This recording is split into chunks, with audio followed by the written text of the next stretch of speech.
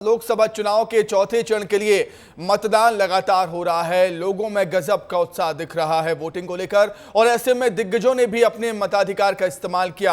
आपको हम 3 तस्वीरें दिखाते हैं दिग्गजों की। पहली तस्वीर हैदराबाद से AIMIM उम्मीदवार असदुद्दीन ओवैसी की। मतदान केंद्र वो पहुंचे थे, अपने मताधिकार का इस्तेमाल किया उन्होंने, साथ ही भारी संख्या में मतदान की अपील भी की है लोगों से। वहीं दूसरी तस्वीर है श्रीनगर की घाटी से, जहां श्रीनगर में नेशनल कॉन्फ्रेंस के अध्यक्ष फारूक अब्दुल्ला ने भी मतदान किया है। और तीसरी तस्वीर है आंध्र प्रदेश से, जहां पर प्रदेश के मुख्यमंत्री YS जगन मोहन रेड्डी ने भी मतदान किया है। ये 3 तस्वीरें हैं और यहां विधानसभा चुनाव आंध्र प्रदेश में। इन तीनों तस्वीरों को समझने के लिए मैं सीधा रुख करना चाहूंगा हमारे एडिटर इन चीफ का ब्रजेश राजपूत जी लगातार हमारे साथ जुड़े हुए हैं। ब्रजेश जी, किस तरीके से देखेंगे आप, दिग्गज लगातार मतदान कर रहे हैं, पूरा विपक्ष एकजुट यहां पर नजर आता है बीजेपी के खिलाफ, एनडीए के खिलाफ? देखिए क्या वक्त आ गया है। एक ज़माने में पूरा विपक्ष कांग्रेस के खिलाफ एकजुट हुआ करता था, मगर पिछले 3 चुनावों से ऐसा हो गया कि सारा विपक्ष बीजेपी के खिलाफ एकजुट होता है। और यही लोकतंत्र की खूबसूरती है और यही दिखाता है कि वक्त कैसे बदलता है। एक ज़माने में इंदिरा गांधी के खिलाफ सारा विपक्ष एकजुट हो जाता था और इस समय मोदी के खिलाफ पूरा विपक्ष एकजुट हो गया है। हमने 3 तस्वीरें देखी। इस बार आज जो चौथे चरण में 96 सीटों का में वोट पड़ रहे हैं, उसमें उड़ीसा और आंध्र प्रदेश में तो विधानसभा के वोट भी पड़ रहे हैं। उड़ीसा विधानसभा में वोट पड़ रहे हैं और इसके वोट पड़ रहे हैं। तो देखिए कुल मिलाकर बड़ा दिलचस्प सिनेरियो है कि आज के वोट के बाद तकरीबन सिर्फ 163 सीटें बचेंगी और 163 सीटें बची, मतलब बहुत मतदान का बहुत बड़ा वोटिंग का जो सबसे बड़ा प्रतिशत था वो ख़त्म हो गया और एक बहुत बड़ा चंक ख़त्म हो गया। और इस फेज़ के बाद साफ हो जाएगा कि चुनाव किस दिशा में चला गया। अब पार्टियां खुल के दावा कर पाएंगी कि अब हम कितने आगे हैं, कितने पीछे। हालांकि दावे तो शुरुआत से ही किए जाने लगे हैं। इसके बाद जो 3 फेज़ हैं उसमें बहुत 5वें फेज़ में 49, 60 फेज़ में 57 और 7वें फेज़ में 57 सीटों पर मुकाबले होने हैं। तो कुल मिला के अब बहुत कम सीटें बची हैं। बहुत बड़ा चुनाव का दौर खत्म हो गया है और ये वाला फेज़ बहुत डिसाइसिव है। इसलिए आपने देखा होगा कि हर पार्टी के जो नेता हैं अपने कार्यकर्ताओं को उत्साहित कर रहे थे कि वोट डालें। हम पहली फोटो की बात करेंगे तो ये ओवैसी साहब हैं, असदुद्दीन ओवैसी साहब हैं। हैदराबाद के बहुत बड़े नेता हैं। इनके जो पिताजी थे वो भी बहुत बड़े नेता रहे हैं और अपने पिताजी की विरासत को संभाल रहे हैं। AIM और AIMIM को विपक्ष कहता है कि बीजेपी की बी टीम है। बीजेपी की बी टीम भले ही कहें, मगर ये इनका अपना एक खास वोटर है। वहाँ पे लगातार चुनाव जीतते हैं, बहुत पढ़े लिखे, बहुत काबिल आदमी है, इसलिए अपनी पॉपुलैरिटी बनाए रहते हैं और हमेशा लोहा लेते हैं बड़े बड़े नेताओं से, बहुत अच्छी डिबेट करते हैं। तो इस बार इनके सामने बीजेपी ने जिस प्रत्याशी को खड़ा किया है माधवी लता को, उसने मुकाबला बहुत रोचक बना दिया है, क्योंकि वो डांसर हैं, वो सोशल वर्कर हैं और बात करने का उनका स्टाइल है। तो जितने ज़्यादा वीडियो हम लोगों ने उनके इस बार देखे माधवी लता के, तो लगा है कि इस बार हैदराबाद में बड़ा जोरदार चुनाव है। ठीक है ब्रजेश जी, मैं आपके पास लौटूंगा। हमारे साथ 2 खास मेहमान और जुड़ गए हैं। यशपाल सिसोदिया जी हैं, बीजेपी पूर्व विधायक। सिसोदिया जी, बहुत स्वागत है आपका विस्तार न्यूज़ पर। और अशोक मस्कोले जी हैं, पूर्व विधायक कांग्रेस से। अशोक जी, आपका भी बहुत स्वागत करता हूं विस्तार न्यूज़ पर। अशोक जी, क्या कुछ कहना चाहेंगे? चौथे फेज में लोकसभा चुनाव पहुंच चुका है, मतलब कहाँ देख रहे हैं आप कांग्रेस पार्टी को पूरे देश में? मतलब इंडिया गठबंधन को कहाँ देख रहे हैं आप चौथे फेज में अभी तक? निश्चित रूप से पहले, जब चुनाव के पहले थोड़ा सा ऐसा डर था, लेकिन जैसे 2 चरण हुए और 2 चरण में जिस प्रकार से जनता का जो माहौल दिखा, एक परिवर्तन का जो माहौल दिखा, निश्चित रूप से वो इंडिया गठबंधन पक्ष में सजा है। यही वजह है कि प्रधानमंत्री और भारतीय जनता पार्टी को ये समझ में नहीं आ रहा है कि वो किस ग्राउंड पे खेलें। कभी परिवारवाद की बात करते हैं, सीधे तौर पे हिंदू मुस्लिम को लेके और एक वोटर्स को पोलराइज करने की सीधी रणनीति समझ में आ रही है। कभी भैंस की बात कर रहे हैं, कभी मंगलसूत्र की बात करते हैं, जातिवाद की बात करते हैं। आज 8 दिन के बाद में इन्होंने प्रज्वल रमन्ना की बात कही है और उसपे भी उन्होंने कहा कि कांग्रेस के जमाने में उस समय की बात कह रहे हैं। बड़ा आश्चर्य होता है कि मोदी जी को ये तो समझ में नहीं आ रहा है कि चुनाव में किस प्रकार से आया जाए। इन्होंने अभी तक 10 साल के शासनकाल की उपलब्धियों पर तो कोई बात नहीं कह रहे हैं, क्योंकि प्रश्न वहीं से उठ रहे हैं कि आज बेसिक जो समस्या हमारी जो महंगाई है, हमारी जो बेरोजगारी है। तो अशोक जी, कुल मिलाकर आप ये कहना चाह रहे हैं कि भारतीय जनता पार्टी ने मुद्दों से भटकाने की कोशिश की है इस लोकसभा चुनाव में जनता को? निश्चित रूप से मुद्दे को भटका के सीधे हिंदू मुस्लिम करके ठीक है चुनाव में सिसोदिया जी क्या कुछ कहेंगे? सिसोदिया जी क्या कुछ कहेंगे? लौटूंगा अशोक जी आपके पास। चाह रहा हूँ बीजेपी को और प्रधानमंत्री को थोड़ी शर्म आनी चाहिए इस बात को। ठीक है लगातार 10 साल शासन में है। ठीक है अशोक जी लौटूंगा। सिसोदिया जी, मुद्दों से भटका रहे हैं आप। कांग्रेस के पास सुमित जी मुद्दे नहीं है। भारतीय जनता पार्टी राष्ट्रवाद का मुद्दा लेकर के चल रही है तभी तो कांग्रेस का एजेंडा तुष्टीकरण की नीति पर चलता है और मुस्लिम लीग की भाषा कांग्रेस बोलती है। और अमेरिका में बैठे बैठे सम पत्रोदा और मणिशंकर अय्यर जिस प्रकार से पाकिस्तान के पक्ष में अपनी भाषा बोलते हैं और हिंदुस्तान को डराते हुए और पाकिस्तान से डरने की बात कहते हैं, ये क्या कहता है ये रिश्ता? हम तो जानना चाहते हैं कि जो आपके सलाहकार है राहुल बाबा के शहजादे के, वो अमेरिका में बैठे बैठे किस प्रकार से बात करते हैं, किस प्रकार से हिंदुस्तान की जनता को भ्रमित करने की बात करते हैं। भारतीय जनता पार्टी का यदि एजेंडा नहीं होता तो शायद मैं आपको बताना चाहता हूं कि आज राज्यों में और आज केंद्र में भारतीय जनता पार्टी की सरकार नहीं होती। हम पूछना चाहेंगे 230 सीटों पर कुल कांग्रेस लड़ रही है और अगर कांग्रेस के गठबंधन की बात करें, समाजवादी पार्टी 37 पर, मायावती 37 पर, लालू यादव 20 सीट पर, उद्धव ठाकरे की शरद पवार की तो बात ही मत पूछिए। ये कांग्रेस का गठबंधन सरकार बनाने की स्थिति में है क्या? भारतीय जनता पार्टी का तो 400 का नारा है, अब की बार 400 पार। यशपाल जी, आपने वो मायावती को गठबंधन में शामिल कर दिया। मायावती गठबंधन में नहीं है, वो अपने आंकड़े ठीक कर लीजिए। और सैम पित्रोदा और मणिशंकर अय्यर कांग्रेस की कोई सक्रिय सदस्य नहीं है। मायावती की भाषा अलग है, ममता बनर्जी की भाषा अलग है। हमारा तो नेतृत्व भी है ब्रजेश जी, हमारे पास तो नेता भी है। कांग्रेस कहे ना कि हम 29 में से 29 सीटें जीत रहे हैं, हम तो दावा कर रहे हैं कि हम 29 में से 29 जीतेंगे। कांग्रेस कभी 5 बोलती है, कभी 12 बोलती है, कभी 6 बोलती है। और कांग्रेस जिस बुरे हाल में चल रही है, आप परिणाम देखना ब्रजेश जी, परिणाम बताएंगे 4 जून को। भारतीय जनता पार्टी ने अगर 370 क्लियर और अलायंस के साथ 400 पार का नारा दिया है, ये 425 तक पहुंचेगा। नहीं हुआ तो चैनल पर बात कर रहा हूं यशपाल जी, नहीं हुआ तो जनता भारतीय जनता पार्टी के साथ। यशपाल जी, नहीं हुआ तो जनता भारतीय जनता पार्टी के साथ है। नहीं हुआ तो यशपाल जी, नहीं हुआ तो मंदसौर में क्या करवाओगे? होगा ब्रजेश जी, नहीं हुआ तो क्योंकि मोदी जी का नेतृत्व है। जो स्क्रिप्ट लिख के दिया जाता है, मोदी जी का नेतृत्व है, को आके बीजेपी के प्रवक्ता और नेता बोल देते हैं, ये ऊपर से लेके अब यशपाल जी, कांग्रेस पार्टी ये कहती है कि हम आंकड़ों पे बात नहीं करते, हम ये नहीं कहेंगे कि हम इतनी सीटें जीत रहे हैं, उतनी सीटें जीत रहे हैं। आप तो विधानसभा चुनाव में भी कह रहे थे 200 पार। क्या हाल हुए कांग्रेस के? कांग्रेस के 3 सीटिंग एमएलए भी चले गए ब्रजेश जी।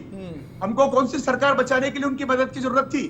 3 मौजूदा विधायक चले गए हैं, 3 मौजूदा विधायक इस चुनाव में। सुरेश पचौरी जैसे व्यक्ति भारतीय जनता पार्टी में आ गए। बाकी 2 से इस्तीफे कब दिलवाओगे आप? 2 तो इस्तीफा नहीं दे रहा अभी तक। देखिए, आज कांग्रेस टूट चुकी है। कांग्रेस के नेता 4 महीने पहले कांग्रेस के चुनाव चिन्ह पर चुनाव लड़ करके आए थे। आज उनका मन टूट चुका है और वो भारतीय जनता पार्टी की तरफ आ चुके हैं, इस्तीफा भी दे देंगे। मस्कोली जी बताइए, कांग्रेस कितनी सीटें जीतेंगी और ये क्यों आपकी पार्टी में भगदड़ क्यों मच रही है? देखिए, भगदड़ क्यों मच रही है? बिल्कुल ब्रजेश जी ठीक कह रहे हैं। ये भगदड़ की बात नहीं है। सचमुच में भारतीय जनता पार्टी अभी की स्थिति में डरी हुई है। अगर ये डरी हुई नहीं होती तो ये जो जुगाड़ की जो बात कर रहे हैं, हर जगह ये जुगाड़ करके अपने वोट बढ़ाने की बात कह रहे हैं और यही, इसके अलावा कुछ नहीं है। ये लोकतांत्रिक व्यवस्था पर इनको विश्वास नहीं। अगर लोकतांत्रिक व्यवस्था पे इनको विश्वास होता, ये अपने दम पे, अपने मुद्दों पे ये चुनाव को लेके आते। और ये 29 की बात कर रहे हैं ना, ये कर सकते थे अगर ये सीधे मुद्दे की बात कहते हैं। हमें विषय हमारे ये नहीं है कि ये कितनी सीट लेके जाएंगे, हम कितने सीट है। कि आप अपने मुद्दों की बात करिए ना। लेकिन अशोक जी कोई मुद्दों पे आकलन तो रोकिए। किया होगा ना, कांग्रेस पार्टी ने कुछ कितनी आकलन सीटें? तो किया होगा, कुछ प्लानिंग तो की होगी कि हम देश में इतनी सीटें जीत रहे हैं, मध्य प्रदेश में इतनी जीत रहे हैं, छत्तीसगढ़ में इतनी जीत रहे हैं, कुछ तो होगा ना कांग्रेस के मध्य प्रदेश की पास बात कर लीजिए। कहने के लिए। हाँ, एमपी में कितनी जीत रहे हैं ये बता दीजिए। सुमित जी इंडिया की बात कर लो। इंडिया गठबंधन के माध्यम से इंडिया गठबंधन की सरकार बन रही है। दूसरी बात, मध्य प्रदेश में आप बात कर रहे हैं, 9 से 10 सीटें हम मध्य प्रदेश में हम जीत रहे हैं। ठीक, ये स्थिति में है हम। ठीक है। मतलब इंडिया गठबंधन की सरकार बन रही है देश में और मध्य प्रदेश में 9 से 10 सीटें आप जीत रहे हैं, आपका ये दावा है, बड़ा दावा है। हालांकि आप ये नहीं बोल रहे हैं कि हम इतनी सीटें जीतेंगे, उतनी सीटें जीतेंगे, जैसे कि बीजेपी कह रही है 400 पार, 29 की 29। मस्कोली कौन सी 9 सीटें जीते जरा बता दीजिए यशपाल जी को।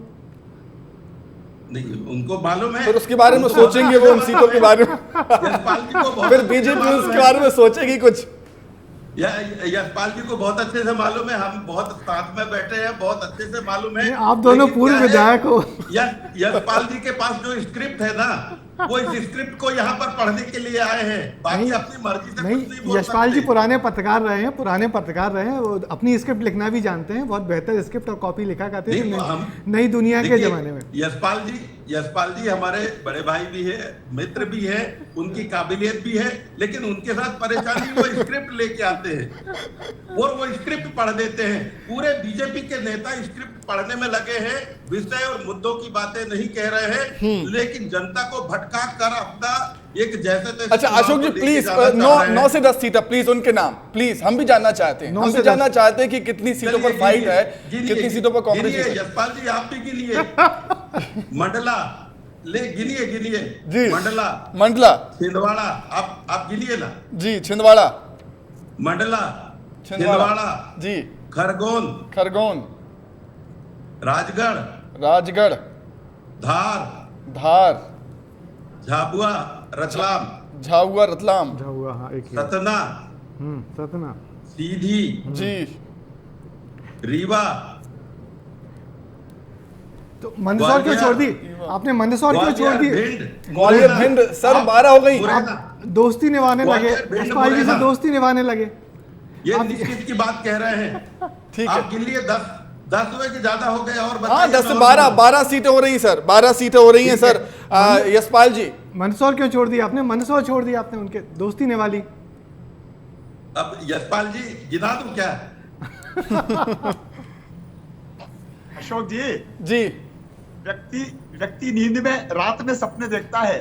अभी 10:30 बज रही है, सुबह है, तड़का है, अभी सपने मत देखिए आप, क्योंकि 29 में से 29 जब हम जीत रहे हैं और हम बहुत पहले से गए हैं। आपके साथ क्या हो रहा है अशोक जी, अशोक जी, सपने से जब आदमी उठता है और उसके सपने पूरे नहीं होते और जो हड़बड़ाहट होती है वही भारतीय जनता पार्टी की हड़बड़ाहट है, प्रधानमंत्री की हड़बड़ाहट है। उन्होंने अपने आप को शहंशाह समझ लिया है और वो अपने ऐसा मानते हैं कि जब तक वो है प्रधानमंत्री रहेंगे। उनको डर लग रहा है, जब सुबह उठ के उनको एक घबराहट होती है। यशपाल जी की सुनिए, तो उनके बोल ठीक है, हम दोनों की सुनेंगे, हम दोनों की सुनेंगे। ठीक है, ब्रजेश जी मैं लौटूंगा। तस्वीरें सामने आ रही हैं, पीएम मोदी पहुंचे हुए, पीएम मोदी पहुंचे हुए हैं। ये तस्वीरें देखिए, पटना पहुंचे हुए हैं और यहाँ पर पटना साहिब गुरुद्वारा यहाँ पर पहुंचे हुए हैं। और अब देखिए कितने सुंदर विजुअल हैं। प्रधानमंत्री ने रात में पटना में स्टे किया था, रात वहाँ राजभवन में रुके थे। देखिए समय का उपयोग, देखिए चुनाव के समय की क्या क्या उपयोग करते हैं प्रधानमंत्री मोदी जी से सीखना चाहिए। सुबह उठे और तुरंत पगड़ी पहन के गुरुद्वारे पहुंच गए। पटना साहिब गुरुद्वारा है ये, पटना साहिब गुरुद्वारे में उन्होंने लंगर में खाना खिला रहे हैं और सबको अपने हाथों से परोस रहे हैं। उन लोगों की कल्पना करिए जो लोग वहाँ पहुंचे होंगे, सुबह ये देख के हैरान रहे होंगे मोदी जी देश का प्रधानमंत्री उनको खाना परोस रहा है। तो आप टाइम मैनेजमेंट सीखिए, इलेक्शन मैनेजमेंट सीखिए, क्या क्या सीखिए, मोदी जी से लोग क्या क्या सीखेंगे? अशोक जी बहुत कुछ सीखने की जरूरत है कांग्रेस पार्टी को प्रधानमंत्री मोदी जी से। और शाम को बनारस पहुंचेंगे, वहां रोड शो करेंगे। हाँ देखिए, बीच में 2 सभा भी करेंगे। जो प्रधानमंत्री और कैमरा, ये जो प्रधानमंत्री और कैमरा और प्रचार ये एक साथ चलते हैं। अगर ये सिर्फ एक चुनाव का समय है। देखिए सुमित जी, ब्रजेश जी, एक बात बता रहा हूं कि काश मणिपुर भी चले जाते। मणिपुर भी चले जाते। 8 दिन बाद आज जो प्रज्वल रमन्ना का इतना बड़ा कर्म कांड है, इनका इतना बड़ा कांड करने के बाद में 8 दिन बाद उनके बारे में 2 बोल निकले हैं। और यहाँ पर महिला पहलवान, मणिपुर का अत्याचार और इतने बड़े बड़े अत्याचार हुए हैं, उन पे एक शब्द बोलेंगे नहीं, वहां नहीं जाएंगे। चुनाव के समीकरण के लिए जो कर सकते हैं कैमरे के सामने करेंगे। देखिए बहुत बड़े ड्रामा है, बहुत बड़े ड्रामाबाज है अशोक जी, और ये एक जो मिनट, चुनाव के समय सब संभव है। अशोक जी एक मिनट, हम सब लोग पुराने पत्रकार हैं। जब 1984 में जब राजीव गांधी आए थे तो वो दूरदर्शन का ऐसा ही उपयोग करते थे। उस समय दूरदर्शन को राजीव दर्शन कहा जाने लगा था। तो देखिए ये तो सरकारी मशीनरी है, ये मैनेजमेंट होता है, किस तरीके से अपने प्रचार प्रसार ज़्यादा किया जाए। यशपाल जी बताइए क्या जवाब देंगे इनको। मैं ब्रजेश जी 2 बात कहना चाहूंगा। एक तो कल परसों से ही चुनाव थम गया था नियम के अनुसार, गाइडलाइन के अनुसार, लेकिन कल भी खंडवा में जहां आज मतदान हो रहा है, कांग्रेस के साथियों ने चुनाव प्रचार थमने के बाद, शोर शराबा बंद होने के बाद भारतीय जनता पार्टी की सदस्यता ग्रहण की। नंबर 1। नंबर 2, आपने विजुअल दिखाया, प्रधानमंत्री जी गुरुद्वारा में परोसगारी कर रहे हैं, लंगर परोसगारी कर रहे हैं। उम्मीद प्रधानमंत्री जी से ही की जा सकती है ब्रजेश जी, कमलनाथ जी से नहीं की जा सकती। अशोक जी कमलनाथ जी को विश्वास देते हैं? कमलनाथ जी कहाँ से आ गए? कमलनाथ जी सीधी नहीं है। कमलनाथ जी छिंदवाड़ा चुनाव लड़ने के बाद बैतूल में आम सभा की और मालूम नहीं कहाँ है। मस्कोली जी बताइए कमलनाथ जी कहाँ है? दंगे के एक्चुअली से बाहर जब निकलते हैं तो नाम है क्या वो जाएगा क्या परोसगारी करने के लंगर परोसने के? अशोक जी मैं बताया ना, और कमलनाथ जी बाहर निकलते हैं जी को जिताने में दौड़ना शुरू कर देते हैं। आप बिल्कुल ठीक कह रहे हैं, लॉजिक नहीं है बातों में।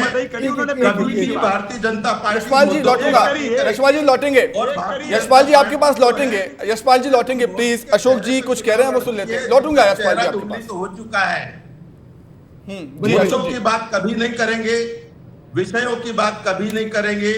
ये सीधे सीधे एक पोलराइज करने की इनकी शुरू से नीति है। नहीं लेकिन अशोक जी ये सवाल तो उठेगा ना, आप एमपी कांग्रेस के दिग्गज नेता दिग्विजय सिंह और कमलनाथ बस अपनी सीट पर ही प्रचार करने निकले हैं, बाकी सीटों पर वो नजर नहीं आएंगे। जीतू पटवारी अकेले लगे हुए हैं, कमान संभाले हुए हैं। फिर उम्मीद कर रहे हैं कि फिर उम्मीद करोगे आपकी 12 सीटें आपने गिनवा दी, कैसे जीतेंगे सर?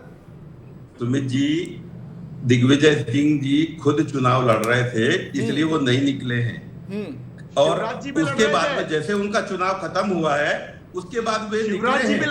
शिवराज जी ने पता नहीं 30 सभाएं कर दी, शिवराज जी ने 30 सभाएं कर दी होंगी, रोड शो भी कर दिया होगा। 67 अच्छा कमलनाथ जी का तो बता दीजिए। देखिए हमारे नेता लगे हुए, जिनके पास जो जिम्मेदारी है उन पे लगे हुए हैं। चुनाव हमारे पक्ष में है और बहुत काम लगाने में लगे हुए हैं, कांग्रेस का काम लगाने में लगे हुए हैं। यशपाल जी आप चिंता मत करिए, आप अपनी अच्छे से जितनी सीट आप लेके आ सकते हैं देख के, आपके पास खोने को है, पाने को कुछ नहीं है। हम लोग पाने के लिए कर रहे हैं बहुत कुछ। मैंने आपको अभी संख्या गिनाई है, सुमित जी, ब्रजेश जी, ये मुझे लगता है यशपाल जी ने भी गिना होगा। और मैंने मंदसौर छोड़ दिया है सर, हमने लिख ली है वो सीटें हमने लिख ली है जो आपने कही ना, वो सीट हमने नोट कर ली। आपने एक अच्छी बात कही, यही बात हम लोग सबसे कहते हैं कि कांग्रेस के पास खोने को कुछ नहीं है। पिछली बार ही सब कुछ खो चुके थे, इस बार जितना मिलेगा एक्स्ट्रा ही होगा। पिछली बार तो एक सीट थी, अब देखना ये है कि कांग्रेस हम तो गिना रहे हैं। देखिए चुनाव है, खोने को पाने को रहता है। हम इस बार के आंकड़े जो 29 की बात कह रहे हैं, हम उसके हिसाब से ये बात कह रहे हैं। और मैंने आपको गिनाया है और ये छुपी हुई बात नहीं है, गिनाया है। और आप जब रिजल्ट देखेंगे तो आप देखेंगे। अच्छा यशपाल जी, एक सवाल आपसे, आप भी जरा बता दीजिए कि आपसे कमजोर सीट कौन सी है, या जहां आप मान रहे हैं कि थोड़ी फाइट है। आप तो वैसे दावा कर रहे हैं कि 29 सीट तो आप जीत ही रहे हैं, मगर आप भी थोड़ी ईमानदारी बरतिए और थोड़ा बताइए कि किन जगहों पे मामला आपको फंसा हुआ दिख रहा है। आप वरिष्ठ नेता हैं पार्टी। मतलब कौन सी सीटें फंसी हुई है और क्या छिंदवाड़ा भी जीत रहे हैं? तो आप रहे हैं, आपका दावा हम लोग और यशपाल जी थोड़ा सोच समझ के बोलिए, कोई नाराज ना हो जाए। बहुत देखिए आपके यहाँ क्या होता है, नोटिस निकल जाता है। आपके यहाँ नोटिस निकल जाता है, 10 मंत्रियों के कुर्सी खतरे में है। यशपाल जी की तो कुर्सी है ही नहीं, बहुत वरिष्ठ है, यशपाल जी तो कुर्सी खो ही चुके हैं। तो मिलेगा यशपाल जी, इस बार कुछ ना कुछ मिलेगा, यशपाल जी पुरस्कार मिलेगा। से बाहर हो गए। बोलूंगा ना ब्रजेश जी, यशपाल जी को भी खोने का कुछ डर नहीं है। अशोक जी, यशपाल जी कहिए। यशपाल जी कहिए। मैं कह रहा था आपसे कि मोदी की गारंटी 29 सीटों पर है, राष्ट्रवाद 29 सीटों पर है, धारा जुमलों की बात कर रहे हैं, 370 गारंटी की बात कर रहे हैं। लागू है। हमारा एजेंडा 2900 सीटों पर है। भारतीय जनता पार्टी का नेता कर्मठता के साथ बूथों पर लगा हुआ है। 2014 से जो गारंटी दिए थे वो जुमले क्यों साबित हुए, ये बताएंगे आप? 2014 वाले जुमले क्यों साबित हो गए हैं? कांग्रेस की 2014 वाले जुमले क्यों साबित हुए, मतदाता पर्ची बनाने के लिए कांग्रेस की टेबलें खाली पड़ी है, एक खाली पड़ी है टेबलें। अरे 81 अच्छा यशपाल जी 3 चरणों का चुनाव हो चुका है। बीजेपी पार्टी ने समीक्षा की थी, समीक्षा ये की थी कि हम किन सीटों पर कमजोर हैं, किन सीटों पर मजबूत हैं, कौन सी सीट जीत रहे हैं, कौन सी सीट पर कड़ी टक्कर है, उसके बारे में जानना चाह रहे हैं हम थोड़ा सा, अगर आप बताना चाहें तो, कि कौन सी सीट आपको फंसी हुई लग रही है। मैं गिन रहा हूं, यशपाल ने कहा है कि हमारी सीटें फंसी हुई है। हमने हमेशा कहा है हम 29 में से 29 जीतेंगे, 400 पार करेंगे, हमने कभी नहीं कहा। फिर ये बात और मंथन फिर ये बात कहां से क्यों आ गई? अमित शाह जी रात में यहाँ रुके थे, पार्टी नेताओं के साथ बैठक की थी और कहा था कि जिन लोगों की सीट फंसी हुई है, जो सीट गवाएंगे वो मंत्री पद भी गवाएंगे। 10 लोगों के नाम है उसमें। ऑफिशियल बयान आया ब्रजेश जी? सर हम पत्रकारों पर आया है सर, हम लोगों के पास सब आता है, ऑफिशियल भी आता है और अनऑफिशियल भी आता है। आप तो पत्रकार हैं, आप ऐसी बात मत करिए। अंदर की खबरें हम लोगों के पास होती है। ऑफिशियल कोई मत, मोदी आपके पास ऑफिशियल बयानों पे बात करेंगे। यशपाल जी आप देश में लगातार आते हैं। यशपाल जी आप पूर्व पत्रकार हैं। मुस्कान के साथ में उसको टाल जाएंगे, वो बोलेंगे आता है तो उसको ऊर्जा देने के लिए आते हैं और ऊर्जा देने के लिए आए थे। कांग्रेस के नेता आए, जरा ब्रजेश जी ऊर्जा के साथ टाइट करने के लिए आते हैं। खड़गे जी आए, ब्रजेश जी खड़गे जी आए, मध्य प्रदेश में कितनी बार आए? 1-2 बार आए। जी कितनी बार आए? 1-2 बार तो आए। सोनिया जी कितनी बार आई? सोनिया जी, राहुल जी कितनी बार आए? मोदी जी कितनी बार आए हैं? शिवराज जी कितने घूमे हैं? मोहन यादव जी कितने घूमे हैं? यशपाल जी मोदी जी छिंदवाड़ा क्यों नहीं गए? यशपाल जी मोदी जी छिंदवाड़ा क्यों नहीं गए? कांग्रेस का कार्यकर्ता यशपाल जी मोदी जी छिंदवाड़ा क्यों नहीं गए? कांग्रेस का कार्यकर्ता घर में बैठा। यशपाल जी का सवाल सुन लीजिए। मोदी जी छिंदवाड़ा क्यों नहीं गए? छिंदवाड़ा में सभा क्यों नहीं करते? हर चुनाव में छिंदवाड़ा में सभा नहीं होती मोदी जी की, और छिंदवाड़ा में आपके पास एक ही प्रत्याशी मिलता है जो लगातार तीसरा चुनाव लड़ रहा है। एक बार लोकसभा हार चुका है, विधानसभा हार चुका है, फिर लोकसभा लड़ा। कहाँ नहीं गए ये भी तो बताइए। हाँ नहीं तो है, मोदी जी ने अनेक संसदीय क्षेत्रों को छुआ है, सर्वाधिक छुआ है, और मध्य प्रदेश में मोदी के दिल में एमपी है ब्रजेश जी। सुमित जी ये नारा नहीं है। छिंदवाड़ा को क्यों नहीं छूते? छिंदवाड़ा को क्यों नहीं छूना चाह रहे मोदी जी? धर्म संकट मोदी तो देखें एक बार है। सुमित जी आप यशपाल जी को धर्म संकट में मत डालिए। चुनाव के पहले दर्जनों बार आ गए, दर्जनों बार। जी दर्जनों बार। ठीक है। अशोक जी जी मैं जो बात कह रहा था, यशपाल जी को ज्यादा धर्म संकट में नहीं डालना है, वो आपके एक भी प्रश्न का जवाब नहीं दे पा रहे हैं, लेकिन ये एक सच्चाई है यशपाल जी। देखिए ये समय है, चुनाव का समय है, हम ये सब बात कहते हैं, हंसते हंसते हम बात जरूर कह सकते हैं, लेकिन चुनाव के समय में एक बहुत बड़ी आवश्यकता है कि विषय मुद्दों पे होना चाहिए। जो आपका एक एनालिसिस है, आप सरकार में 10 साल से हैं, तो 10 साल की उपलब्धियों पर, और आपने उपलब्धियां जो बताए थे लोगों को, आप जो गारंटी के नाम से आज जब बोल रहे हैं, जो जुमले साबित हो गए हैं, हम उन्हीं मुद्दों उन्हीं की बात कर रहे हैं कि जुमले साबित। ठीक है अशोक जी, आप कह रहे हैं एक नेता कुछ जी। अच्छा आप अशोक जी यशपाल जी को ये भी बताइए कि अभी तक हम देश के इतिहास देखें तो सारे चुनाव में 10 बार के बाद तीसरी बार 15वीं बार आना बहुत मुश्किल होता है। 2 चुनाव के बाद तीसरा चुनाव जीतना बहुत मुश्किल होता है। और भारतीय इतिहास की बात करें, चुनावी इतिहास की बात करें, तो सिर्फ कांग्रेस ने ही शुरुआत के 3 चुनाव लगातार जीते हैं, तब नेहरू जी प्रधानमंत्री हुआ करते थे। तो बीजेपी उस बहुत इतिहास के उस क्रूशियल मुहाने पे खड़ी हुई है। यदि बीजेपी तीसरी बार यहाँ चुनाव जीतती है देश में, तो एक बड़ा इतिहास रचेगी कि अभी तक ऐसा सिर्फ एक बार हुआ है, वो जवाहरलाल नेहरू के नेतृत्व में लगातार 3 चुनाव कांग्रेस ने जीते थे। उसका कभी भी 2 चुनाव के बाद कोई पार्टी लगातार आ नहीं पाई है। मनमोहन सिंह की सरकार ने भी लगातार 2 टर्म जीते थे, तीसरे टर्म में बुरी तरह फैल गई थी। तो तीसरा टर्म कितना क्रूशियल होता है यशपाल जी बताइए? तीसरी बार सत्ता में आना कितना डिफिकल्ट होता है? क्योंकि मानते हैं इस मिथक को, ब्रजेश जी आप जो प्रश्न कर रहे हैं, इस मिथक को तोड़ेंगे प्रधानमंत्री के नेतृत्व में तीसरी बार भी भारतीय जनता पार्टी की मजबूत सरकार बनेगी। मनमोहन सिंह जी जैसी मजबूत सरकार नहीं बनेगी। मशकोली जी क्या कहेंगे आप? तीसरी बार चुनाव जीतना कितना मुश्किल होता है? मैंने कहा था ना, जब सपने टूटते हैं तो बहुत तकलीफ होती है।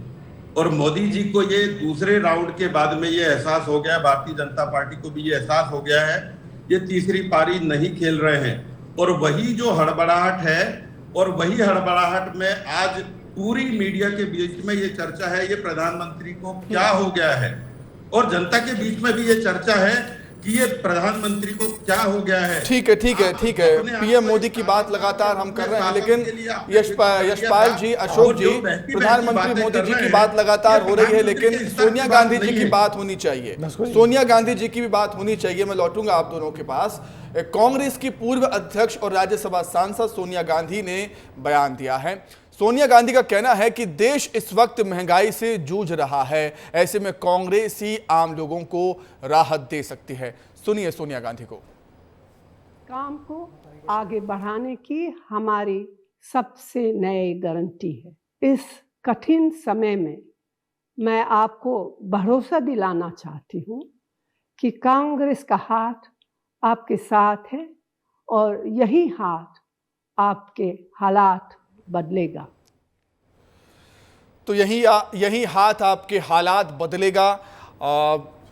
मस्कोले जी, आपसे ही जानना चाहूँगा, समझना चाहूँगा, खेल और सियासत में कहा जाता है कि अपने आप को जीतता हुआ दिखाना बेहद ज़रूरी होता है, भले ही हालात आपके पक्ष में हो या ना हो। नहीं, ये ठीक है, विषय ये ठीक है, लेकिन प्रश्नों के जवाब भी आपको देने रहते हैं जी। अगर आप जिम्मेदारी में 10 साल से थे, अगर महंगाई की बात हो रही है, अगर भ्रष्टाचार की बात हो रही है, अगर बेरोजगारी की बात हो रही है, किसानों की समस्या की बात हो रही है, अन्याय अत्याचार की बात हो रही है, तो ये इन जवाबों को टाला नहीं जा सकता है। नहीं तो ये तो विपक्ष का काम है। जी देखिए, महंगाई, बेरोजगारी, गरीबों की बात करना, मजदूरों की बात करना, किसानों की बात करना, ये तो विपक्ष का काम ही होता है ना। आप तो अपनी जिम्मेदारी निभा रहे हैं, कुछ अलग क्या अलग थोड़ी कर रहा है कोई कांग्रेस पार्टी, कुछ अलग। इस पूरे चुनाव में सबसे नई बात ये दिख रही है कि प्रधानमंत्री के अपने अलग एजेंडे हैं, वो अपनी अलग बातों पे चल रहे हैं, विपक्ष के अपने अलग एजेंडे हैं, दोनों एक दूसरे के मुद्दों पे आ नहीं रहे हैं। और शायद यही दोनों पार्टियों की अपनी अपनी रणनीति होती है कि वो किन मुद्दों को। कांग्रेस पहले दिन से महंगाई, बेरोजगारी और दूसरे इशूज़ पर बात कर रही है, मगर जो प्रधानमंत्री हैं या बीजेपी का गठबंधन है वो यही बात करे कि विपक्ष बिखरा हुआ है, विपक्ष का जो है जो एजेंडा क्लियर नहीं है, विपक्ष का नेता क्लियर नहीं है, विपक्ष मुस्लिम लीग की बात कर रहा है। और इस बार नई बात ये देखी कि बीजेपी ने अपने घोषणा पत्र पे कम बात की, कांग्रेस के घोषणा पत्र पे ज्यादा बात की। यशपाल जी बताइए ऐसा क्यों? अपने घोषणा पत्र पे आपने क्यों बात नहीं की? इसलिए कि हमारा घोषणा पत्र हमारे संकल्पों के साथ है, हमारे इरादों के साथ है, लक्ष्य को भेदने की हमें ताकत और क्षमता है। कांग्रेस का घोषणा पत्र भ्रमित करने वाला भी है और विभाजन करने वाला भी है। जिस प्रकार से अगर आप कहें कि मोदी जी ने अगर ये तय कर दिया कि ये 2028 तक का चुनाव नहीं है, ये 2047 तक का रोड मैप है, और माननीय प्रधानमंत्री जी इतना आश्वस्त है ब्रजेश जी कि उन्होंने आने वाले 100 दिन में कैबिनेट का क्या स्तर रहेगा और कैबिनेट किस प्रकार से निर्णय करेगी, यहाँ तक उनकी स्टडी है। अगर इकोनॉमी में अगर हिंदुस्तान 5वें पायदान पर है तो उसको 3रे पायदान पर लाना है। अगर मोदी जी की सरकार ये कहती है कि गरीबी की रेखा से नीचे जूझने वाले 25 करोड़ जनता को हमने गरीबी रेखा से बाहर निकाला है, हमने लाइट कनेक्शन दिया है, हम नल कनेक्शन दे रहे हैं, हम आवास दे रहे हैं, हम गैस कनेक्शन दे रहे हैं, हम समर्थन मूल्य दे रहे हैं, ये तो एक किसान सम्मान निधि दे रहे हैं। ये तो एक अच्छे नेता की खूबी होती कि पोस्चरिंग इस तरीके से करे कि जो है बस हमें, हमारे बाद इस चुनाव के बाद भी हमें। आपने तो शिवराज सिंह चौहान को भी देखा होगा, शिवराज सिंह चौहान भी यही बात करते थे कि मैं ही आ रहा हूँ, मैं ही मीटिंग करूँगा, मैं ही ये फैसले करूँगा। मगर हुआ क्या? पार्टी तो बदलाव करती है, पार्टी में बदलाव हुआ तो एक अच्छे नेता की पोस्चरिंग है। मोदी जी उस पूरे मामले में एकदम खरे उतरते हैं कि एक बेहतर नेता है, मजबूत नेता है। मगर जो कांग्रेस कह रही है कि वो मुद्दों की बात नहीं कर रहे, गरीबी की बात नहीं कर रहे, महंगाई की बात नहीं कर रहे, बेरोजगारी की बात नहीं कर रहे, इससे ध्यान भटकाने के लिए मुस्लिम लीग, ध्रुवीकरण, मुसलमान, मंगलसूत्र, इन चीज़ों पर ज़्यादा फोकस किया हुआ है। आपको नहीं लगता महंगाई बढ़ी है? नहीं है ब्रजेश जी, ऐसा नहीं है। गरीबों की हालत सुधरी है। अगर आप देखें तो इंदिरा आवास, अशोक जी एक मिनट, इंदिरा आवास एक पंचायत को 2 मिलती थी, इंदिरा आवास जिसको कुटीर बोलते थे। आज प्रधानमंत्री आवास श्रृंखलाबद्ध है। अगर आप देखें तो किसान सम्मान निधि कांग्रेस के जमाने में पूरी थी, 0% पर ब्याज क्यों नहीं किसानों को दिया जाता था? राज्य की सरकार हमारी क्यों किसान सम्मान निधि दे रही है? हम लाडली बहना को 1250 रुपए क्यों दे रहे हैं? क्यों कांग्रेस नारी सम्मान की बात कर रही है कि हम आएंगे तो लखपति करेंगे, हम करें तो पाप, आप करो तो पुण्य। जो एजेंडा हमारा है उस एजेंडे को लेकर के भी तो आप बात करते हैं। ठीक है अशोक जी, आप कह रहे हैं कि बीजेपी पार्टी मुद्दों पे बात नहीं करती, मुद्दों पे बात नहीं करती भारतीय जनता पार्टी। अशोक जी आप कह रहे हैं राहुल गांधी आजकल सभाओं में जा रहे हैं, संविधान की किताब हाथ में ले रहे हैं, कहते हैं कि संविधान को बदल देगी बीजेपी पार्टी। ये मुद्दा कहां से आ गया अशोक जी, संविधान को बदलने वाला? मैं लौटूंगा। बीजेपी के 4 नेता, कांग्रेस की बात पर विश्वास, बीजेपी के 4 नेता संविधान बदलने की स्पष्ट रूप से बात कह चुके हैं और उनके ऊपर कोई कार्रवाई नहीं हो रही है। तो निश्चित रूप से ये खतरा है। और ये जो 400 पार के इनका उद्देश्य भी ये बता चुके हैं, 400 पार का वैसे ही कोई आंकड़ा नहीं है। सुमित जी आप जो विषयों की जो बात कह रहे हैं, यही विषयों पे लेके 2014 में मोदी जी आए थे। यही भ्रष्टाचार का झूठा आरोप, यही महंगाई और यही विषयों पर लेके यही रोजगार की बात करके मोदी जी आए हैं। बाद में अमित शाह जी ने उनको जुमला कह दिया है। ये इनके मुद्दे हर बार नए हो जाएंगे और पहले के जो मुद्दे हैं वो जुमले हो जाएंगे। तो हम प्रश्न तो करेंगे ना कि आपने जो वादे किए थे, आपने जो पहले की गारंटी दी थी, वो जुमले क्यों हो गए हैं? विषय तो यही है। और आज भी 10 साल 2012 से लगातार वही विषय आ रहे हैं। हम भी आज 2024 में उन्हीं विषयों को उठा रहे हैं कि आप अगर शासन में थे तो आपने वो महंगाई पर कोई काम क्यों नहीं किया? भ्रष्टाचारियों को आप अपने यहाँ पर अपनी वॉशिंग मशीन में लेके ये इलेक्टोरल बॉन्ड जैसे बड़े बड़े कांड को आप सफाई देते हो। भ्रष्टाचार के मामले में आम आदमी पार्टी के नेता जेल गए, जेल से बाहर आए। देखिए सुमित जी, उनपे सिर्फ आरोप लगा के जिनसे पैसे आपने ले लिए हैं इलेक्टोरल बॉन्ड के थ्रू, और उनको उनके सिर्फ एक बयान को आधार बना के आपने उनको जेल में डाल दिया। आप उनके अगेंस्ट अगर ऐसा होता, कोई भी डॉक्यूमेंट साक्ष्य होता तो आप ये कर देते। आपके बड़े बड़े नेताओं के ऊपर में इतने बड़े बड़े भ्रष्टाचार के आरोप हैं कि आप सीबीआई और ईडी भेज के उनसे पैसा लेके आप चुप हो सकते हैं, और दूसरे लोगों के जिनके ऊपर कोई साक्ष्य नहीं है उनको आप अंदर कर रहे हैं। यशपाल जी, जनता के बीच में यशपाल जी बहुत ही बड़ा आरोप है, बहुत ही बड़ा आरोप है यशपाल जी। ये जवाब देने की स्थिति में नेहरू युग को देख लीजिए। अरे मैं बोल रहा हूँ, मेरी बात तो सुनेंगे ना, मैंने तो आपकी पूरी बात सुनी। यशपाल जी बोलिए, नहीं चाहेंगे? बोलिए। नेहरू जी का युग, बोलिए। नेहरू जी का युग, इंदिरा जी का कालखंड, फिर राजीव जी का युग देख लीजिए। कितनी बार संविधान में परिवर्तन किए, जरा हिसाब किताब लगे। ब्रजेश जी के पास सारे हिसाब किताब है। और आप जब बोलते हैं तब हम सुनते हैं, आप हमारी बात सुनना पसंद नहीं करते। नहीं, बोलिए। संविधान को बदलने की जो आप पुड़िया, जहर की पुड़िया दे रहे हैं लोगों के कानों में, आप ये बताना चाहते हैं कि हम संविधान बदल देंगे? बाबा साहब अम्बेडकर का संविधान कोई नहीं बदल सकता है। जो संविधान है वो यथावत रहेगा।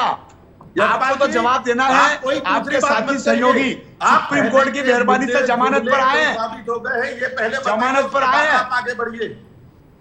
ऐसा मुख्यमंत्री अरविंद केजरीवाल जी, अशोक जी मेरी बात तो सुन लो, हमारी बात तो सुन लो, हमारा जवाब तो ले लो, आपके कान खड़े हो जाएंगे। सुप्रीम कोर्ट ने अरविंद केजरीवाल को जमानत दी है ना, ये ऐसे करने से काम नहीं चलेगा। जमानत शर्त दी है, वो मुख्यमंत्री बनकर के बाहर आए, फाइल पर दस्तखत नहीं कर पाएंगे। करप्शन के आरोप हैं। आपके कितने मंत्री 6-2 साल से जेल में पड़े हैं। कोर्टें हम नहीं चलाते, न्याय हम नहीं करते, न्यायाधीश करता है। ठीक है। और आपके नेता जब जेल में जाते हैं तो आप जवाब नहीं दे पाते हैं। हमारा कहना है संविधान इंदिरा जी ने कितनी बार बदला, भ्रष्टाचार के खिलाफ बीजेपी कहती है कि जीरो टॉलरेंस की नीति है। विपक्ष के नेता लगातार जेल जा रहे हैं, विपक्ष का ये बयान है। यशपाल जी बहुत धन्यवाद आपका जुड़ने के लिए, विस्तार न्यूज को समय देने के लिए। अशोक जी आपका भी बहुत शुक्रिया हमसे जुड़ने के लिए, विस्तार न्यूज को समय देने के लिए। आप दोनों का बहुत धन्यवाद।